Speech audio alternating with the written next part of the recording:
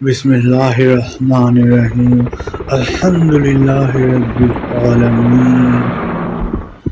رسول صلی اللہ علیہ وآلہ وسلم نے فرمایا، جو شخص لوگوں پر رحم نہیں کرتا اللہ اس پر رحم نہیں کرتا۔ یہ حدیث ہمیں سکھاتی ہے کہ انسانیت کا درد محسوس کرنا، دوسروں کی تکلیف کو اپنی تکلیف سمجھنا اور ہر حال میں رحم دلی سے پیش آنا ہمارے دین کا بنیادی تقاضا ہے۔